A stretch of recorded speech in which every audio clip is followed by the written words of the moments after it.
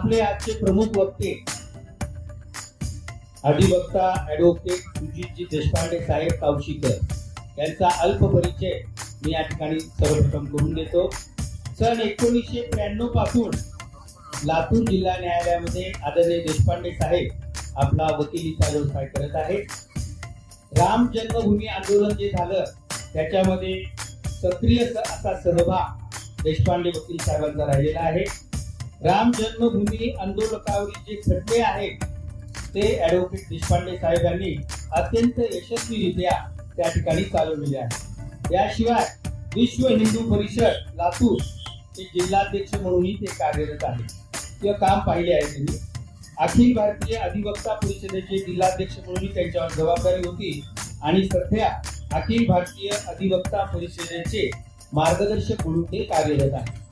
सध्या विश्व हिंदू परिषदेचे लातूर, धाराशिव, बीड व अंबाजोगाई या 4 जिल्ह्याचा विभाग असलेल्या लातूर विभागाचा विभाग मंत्री म्हणून त्यांच्यावर मुख्य दायित्व आहे. आपण खरोखरच खूप भाग्यवान आहोत की हिंदू धर्मियांसाठी अत्यंत तन मन धनाने समर्पित भावनेने सेवा देणारे आणि या हिंदू धर्मासाठी झगडणारे म्हणून ॲडव्होकेट सुजितजी देशपांडे आपणास आज या विराट हिंदू संमेलनासाठी प्रमुख वक्ते म्हणून लाभलेले आहेत. आता मी विनंती करतो आदरणीय सुजितजी देशपांडे साहेब कावशीकर साहेब ते आम्हाला आपण सखोल असं मार्गदर्शन द्या.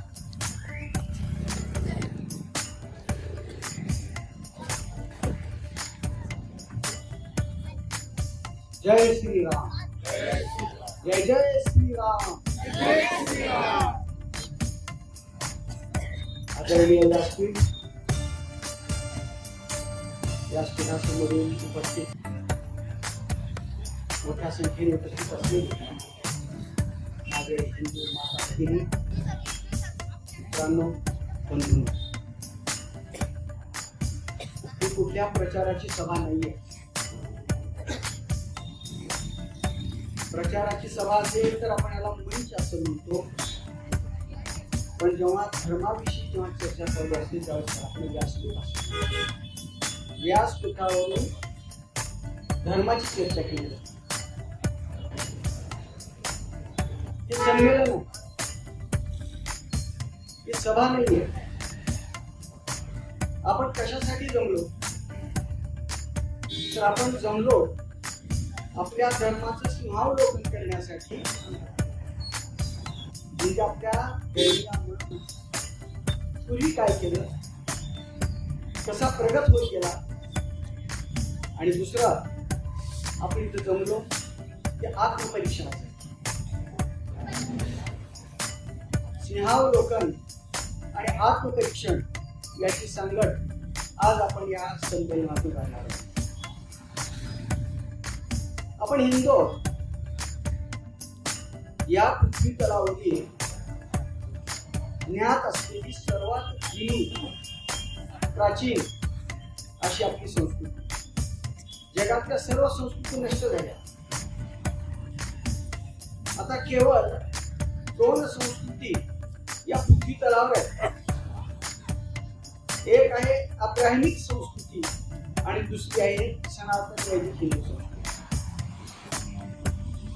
अब्राह्मिक संस्कृतीमध्ये ज्यू, ख्रिश्चन आणि मुस्लिम यांचा समावेश होतो, आणि आपल्या सनातन वैदिक संस्कृतीमध्ये आपण सर्वच या भारतामध्ये राहणारे हिंदू, जैन, बौद्ध, शीख सर्व संप्रदाय असे आपण जे आहेत सनातन वैदिक संस्कृतीशी आणतो.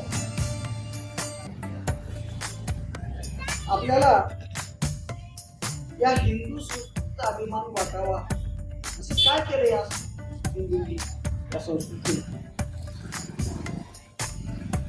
ज्या संस्कृतीचे, ज्या धर्माचे आपण घटक आहोत त्या घटकाची माहिती आपल्याला पूर्ण आहे का याचंही आपण आज अवलोकन करायचं. आपण आपल्या दिवसाची सुरुवात देवाच्या पूजेने करतो. स्नान झाल्याने आणि प्रत्येक पूजेपूर्वी आपला पुरोहित एक संकल्प सांगतो. तो काय सांगतो आपल्याला? आर्यावर्ते जम्बूद्वीपे भरतवर्षे गोदावरी दक्षिण तीरे शालिवान शिके बौद्ध अवतार. मी अमुक अमुक शर्मणा म्हणजे नाव, अमुक अमुक गोत्रोत्पन्न आज कुटुंब, समाज आणि या देशासाठी, स्थैर्यासाठी ते पूजन करतो आहे असा संकल्प आपला सोबत.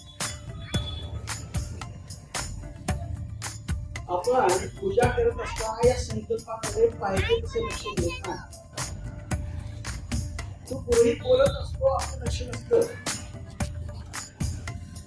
आपण यापुढे जेव्हा काही पूजा आपण करू त्यावेळेला त्या संकल्पाकडे नीट पहा, म्हणजे तुमच्या लक्षात येईल या संकल्पामध्ये कशाचं वर्णन आहे.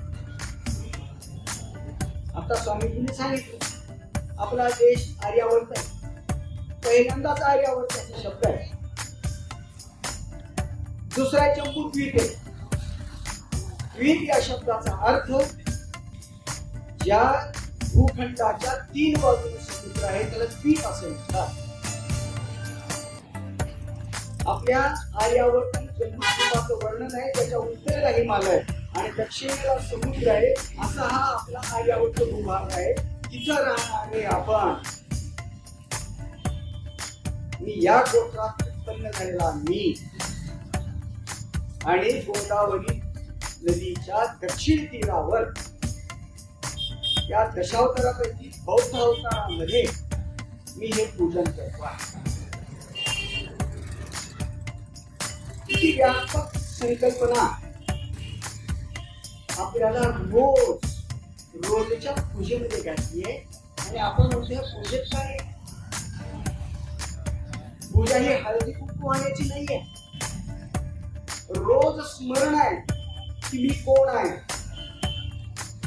मी कुठला रहिवासी आहे, माझा देश कोणता आहे. आणि जेव्हा पूर्ण पूजा होते त्यावेळेला आपण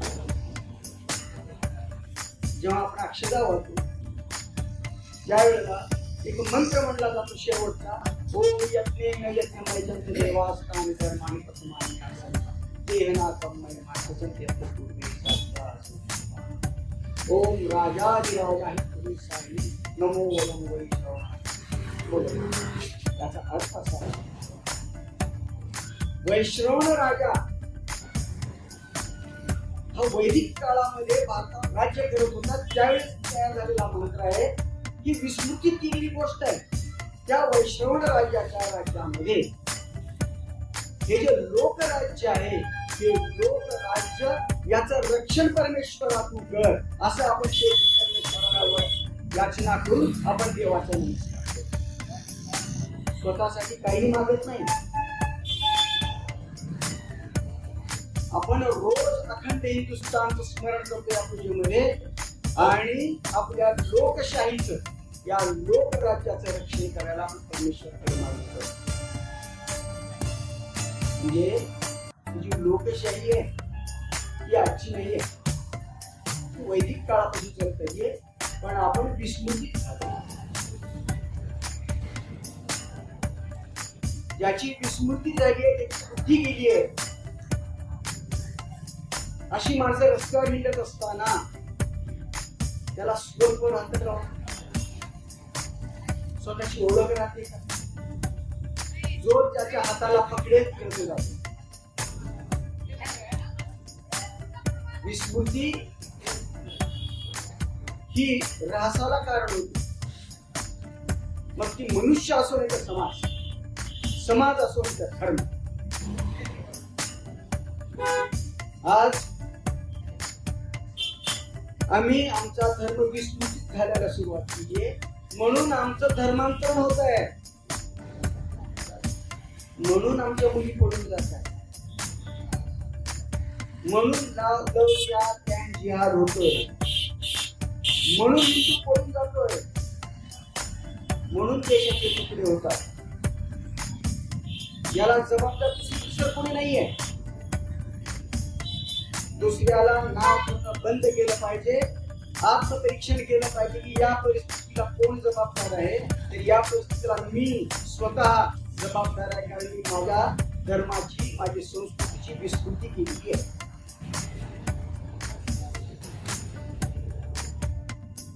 अशा विस्मृतीत गेलेल्या परंतु धर्माभिमान असल्यामुळं धर्म परिवर्तन न झालेल्या अशा शूरवीर हिंदूंचे हे संदेश.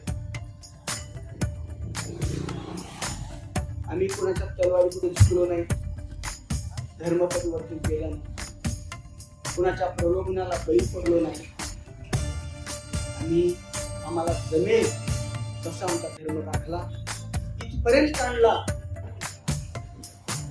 त्याबद्दल आपण आपल्या सर्वांना स्वतःला धन्यवाद देऊया, कारण आपण हिंदू आहोत म्हणून एवढं स्वातंत्र्य आपण उपभोगत आहोत. आणि आपण हा धर्म, ही संस्कृती पुन्हा समृद्ध करून पुढच्या पिढीला देण्यासाठी विचार विनिमय करायला आपण बसलो आहोत. ही नवीन गोष्ट नाही आहे. वैदिक काळामध्ये असे संमेलन व्हायची, धर्मावर चर्चा व्हायच्या, खंडन मंडन व्हायचं, धर्म मजबूत व्हायचा, नवीन विचार यायचे, वेदांची निर्मिती झाली, उपनिषदांची निर्मिती झाली. आता का बंद झाली? आता नवीन धर्मग्रंथ का निर्माण होत नाही? मागच्या 2500 वर्षामध्ये एखादा धार्मिक ग्रंथ का उत्पन्न झाला नाही? सर्व धार्मिक ग्रंथ पुराण सगळे जुने. आमची बौद्धिक क्षमता नाहीये का? लक्षात घ्या, बासमती तांदळाचा जर पीक पेरलं तर बासमती तांदूळच होतो, कारण त्या बासमती तांदळाच्या बियामध्ये त्या बासमतीचा DNA आहे. आम्ही हिंदू म्हणून उगवलो, आमच्यामध्ये आमच्या पूर्वजांचा DNA आहे, हे लक्षात ठेवा. आम्ही हुशार आहोत, आम्हीच वेळी आहेत, आम्हीच छत्रपती शिवाजी महाराजांचे वंशज, आम्हीच प्रभू रामचंद्राचे वंशज आहेत. प्रभू रामचंद्र दुसरे कोणी नाही आहेत, आम्हीच आहोत. श्रीकृष्ण आम्हीच आहोत, शिवाजी महाराज आम्हीच आहोत, सर्वच आम्हीच आहोत. त्याचबरोबर गद्दार आम्ही आमच्यामध्ये आहेत, संतोषी खोपरा देखील आमच्यामध्ये आहे, नंद दोन्ही आमच्यामध्ये आहे. या वाईट प्रवृत्ती बाजूला करून परत एकदा चक्रवर्ती सम्राज्याप्रमाणे या भारतावर आर्य चाणक्याच्या काळामध्ये आपला खंड भारत केला, त्याच पद्धतीने त्याची सुरुवात आपण करणार आहोत. आपण जरी नाही केलं तर येणारा काळ कठीण आहे. स्वामीजी म्हणाले येणारा काळ कठीण. ते असेच नाही बोलले, ते दांडोळा घेतला पाठीमागचा, मागच्या 1000-1500 वर्षाचा, आणि त्यावर त्यांनी भाष्य केलं की येणारा काळ कठीण. ते पण अवघड आहे म्हणून सोडवायचाच नाही असं नाही. कार्य कठीण है इसलिए करणे योग्य है असं लक्षात ठेवा. आपल्याला केवळ भारतामध्येच नाही, आपल्याला जगावर राज्य करायचे लक्षात ठेवा. कधी काळी आपण जगावर राज्य करत होतो म्हणून म्हणत होतो वसुधैव कुटुंबकम. वसुधैव कुटुंबकम ही उक्ती अशी नाही आहे की आम्ही हे जग आमचं एकच कुटुंब नाही, हे आमचं कुटुंब होतं म्हणून आम्ही वसुधैव कुटुंबकम म्हणतो.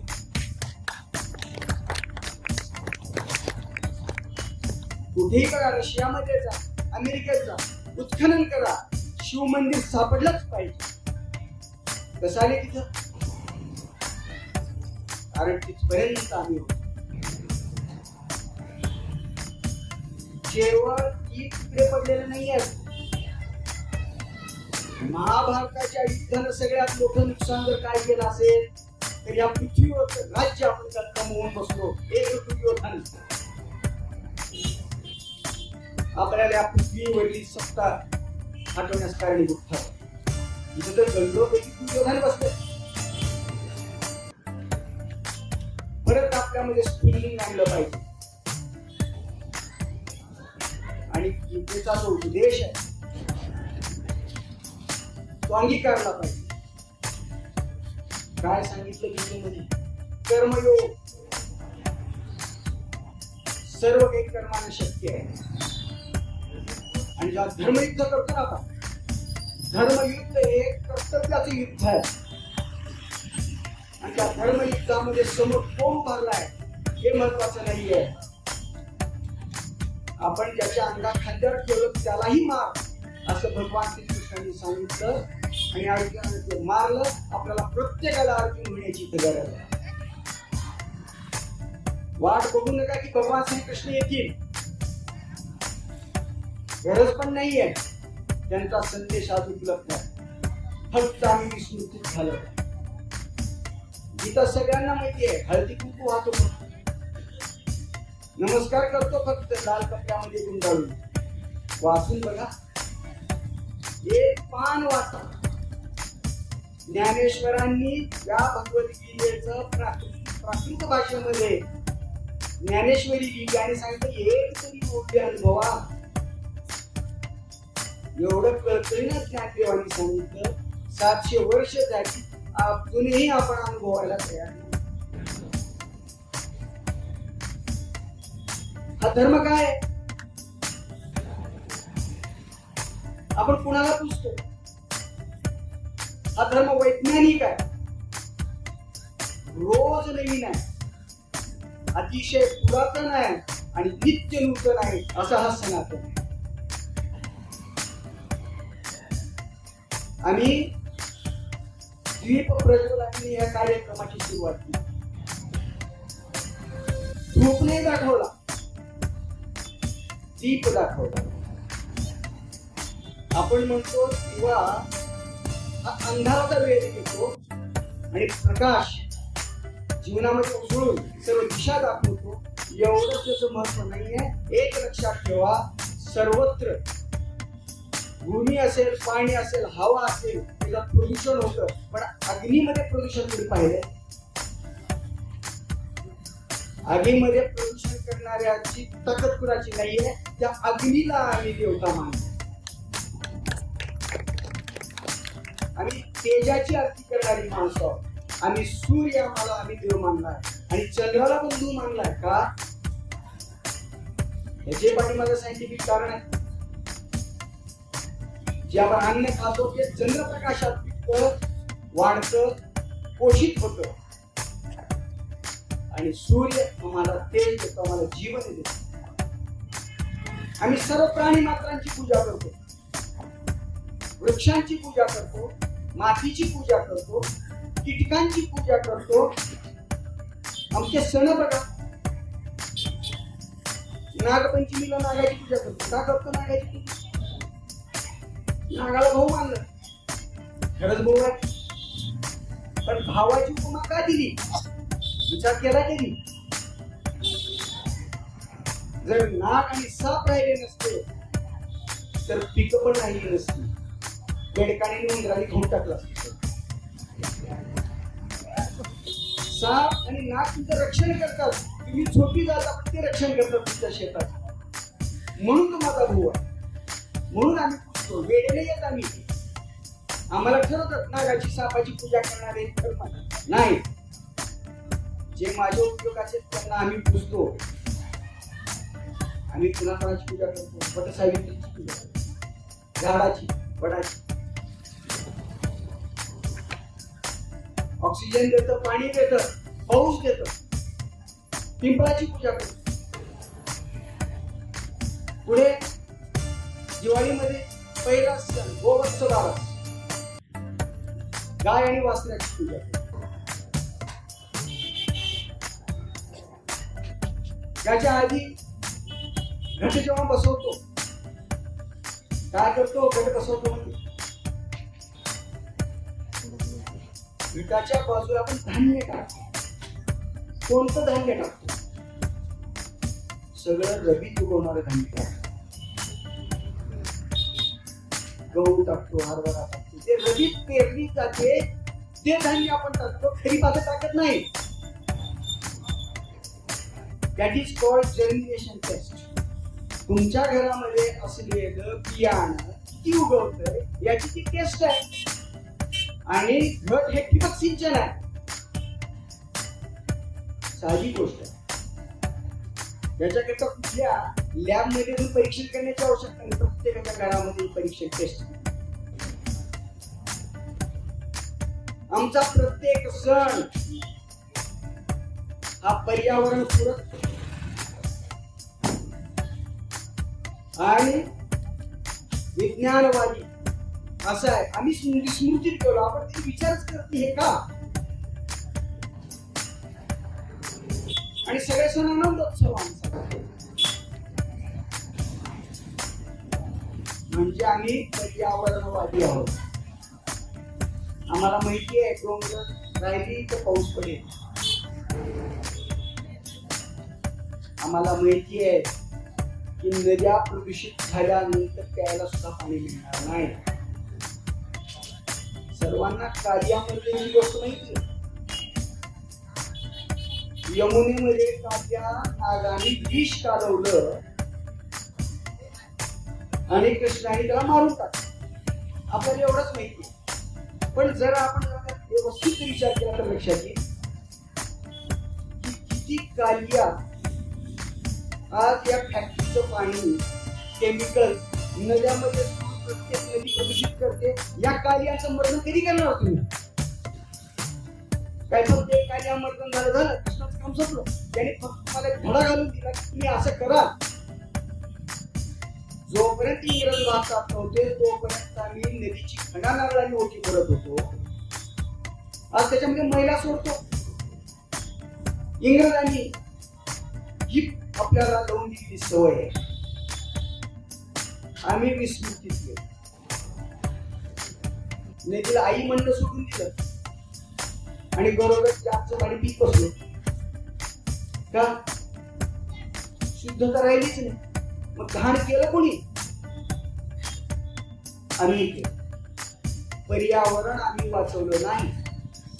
वृक्षतोड आम्ही केली. रेल्वेने पाणी आणायची पाळी आहे. प्रत्येक गोष्ट सरकार देत नसते. सरकारमध्ये एवढा कम पण नाही आहे. कम आमच्या धर्मात. आम्ही आमच्या धर्मावर चाललो तर सगळ्या गोष्टी नीट होतील. जगाला आदर्श घालून देणारा धर्म आहे. पण आमच्याकडे बघितलं जातो मेडिकल प्रमाणारे वेगळे लोक आहेत. अंधश्रद्धा यांची. त्या अंधश्रद्धावाल्यांना सुद्धा म्हणणाऱ्यांना सुद्धा अक्कल नाही आहे काय त्याच्यामध्ये. सांगण्यामागचा उद्देश की आपण पर्यावरणाचं रक्षण धर्माच्या माध्यमातून करूया. हे करायचं असेल तर काय करावं लागेल? आधी स्वतःला सुधारावं लागेल. आपल्यापासून कुटुंबाला सुधारावं लागेल आणि मग समाजाला सुधारायला आपण करायचं. मीच धड नाही समाज सुधारायला निघालो कसे शक्य. एकनाथ महाराजांकडे एक बाई गेली आणि म्हणाली माझा मुलगा फार गुळ खातो, त्याला काहीतरी समजून सांगा. नाथ म्हणाले 15 दिवसानंतर घेऊन ये.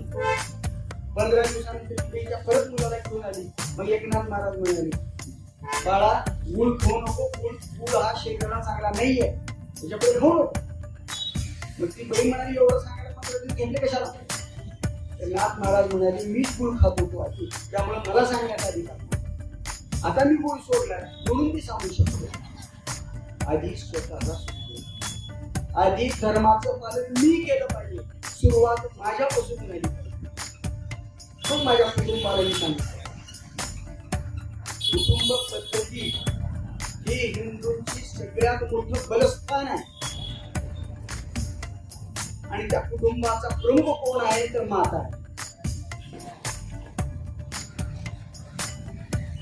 पुरुष फक्त उदरभरण करतो,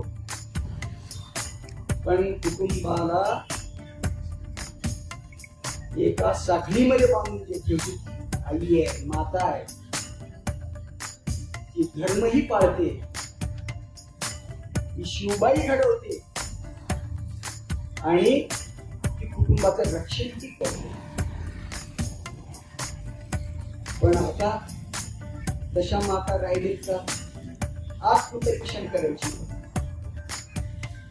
कोणत्या बाजूनं आजच्या नवीन पिढीला बनावटी हिंदू स्त्री आहे? लग्न झालं तरी कपाळावर कुठून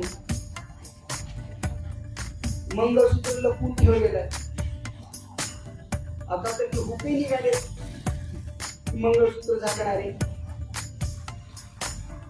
आणि हे कशासाठी करतात? बुरखा घालणाऱ्यांना लाज वाटत नाही की आपण बुरख्या करतो. तुम्हाला काही लावायला लाज वाटत. मग तुम्ही शिवबा घडवणार कसे? तुम्ही कौशल्या म्हणून येणार कशा? तुमचा प्रभू रामचंद्र जन्मणार कसे? सुरुवात झाली पाहिजे. ही स्त्री कुटुंबाला वाटणार मनुष्य. निदान संध्याकाळचं जेवण तरी आपण कुटुंबाच्या प्रत्येक सदस्यांनी करूया. म्हणजे आपल्याला कळेल आपलं पोरगा दिवसभर बाहेर कुठला खातो, काय करतो, चेहऱ्याकडे चालतं कळेल. आपली मुलगी काय करते हे घरी बसल्यानंतर कळेल. तिच्या वागण्यातला, बोलण्यातला, विचारातला फरक कळेल. आम्ही एकत्र बसतच नाही, प्रत्येकाच्या हातात मोबाईल, त्याच्यासमोर टीव्ही. आम्ही एकमेकांचे विचार कसे जाणणार? दुसऱ्याला नाव ठेवण्यात अर्थ नाही. आत्मपरीक्षण करा. आम्ही झगडतोय, मध्य मामा बसले, त्यांनी शेकडो मुलींना परत आणण्याचा प्रयत्न केला. 20 वर्ष झालं मी हे काम करतोय, मामा करतोय ना. मग परिस्थिती का बदलत नाही? आता तिने सांगितलं 3000 मुली गेल्या. कोण जबाबदार? आमची जबाबदारी आहे का? त्याची कुटुंबाची आहे. आपल्या हिंदू धर्माने सांगितलंय, ज्याला आपण गृहस्थाश्रम असं म्हणतो, त्या गृहस्थाश्रमामध्ये जे अज्ञान म्हणजे लहान मुलं ज्यांची लग्न झालेली नाहीत अशी मुलं, मुली आणि वृद्ध आई बाप याला सांभाळण्याची जबाबदारी कुटुंबाची आहे. ही अमेरिका संस्कृती आहे. म्हाताऱ्यांना घाला, वृद्धाश्रमात मुलांना घाला, दुसरीकडे हॉस्टेल्सवर नाही. तुमच्या समोर तुम्हाला अभ्यास घ्यायला होत नाही, हॉस्टेलवर ठेवता. तिथे काय काळे वेगळे ठेवतात तुम्हाला कळत नाही. इथून पुढे आपण कुटुंब मजबूत करूया. कुटुंब मजबूत झाला तर समाज मजबूत होईल, आणि समाज मजबूत झाला तर धर्म मजबूत होईल. शेवटची एक गोष्ट फक्त सांगतो. आपण प्रत्येक जण चेनच्या बॅगा वापरतो, आणि चेन फिसकटली की बॅग निकामी झाली. त्या चेन मध्ये प्रत्येक दात्री, जे दात आहे ना त्या चेनचा, ती प्रत्येक दात, प्रत्येक दात्री ही एक हिंदू धर्मामध्ये जात आहे, लक्षात ठेवा. आणि चेन आहे ना ओढायची, तो धर्म आहे. त्या चेन ओढल्यानंतर म्हणजे सगळं सुरक्षित आहे. एक जरी दात पडला तरी ती पिशवी निकामी होते. त्यामुळं आपली जी दाती आहे, हा जाती द्वेष उपयोगाचा नाहीये. एक देश आहे, एक धर्म आहे, एक देव आहे, एक संस्कृती आहे. कशाची जात, एक जात वेगळी आहे, एवढा धिंगाणा.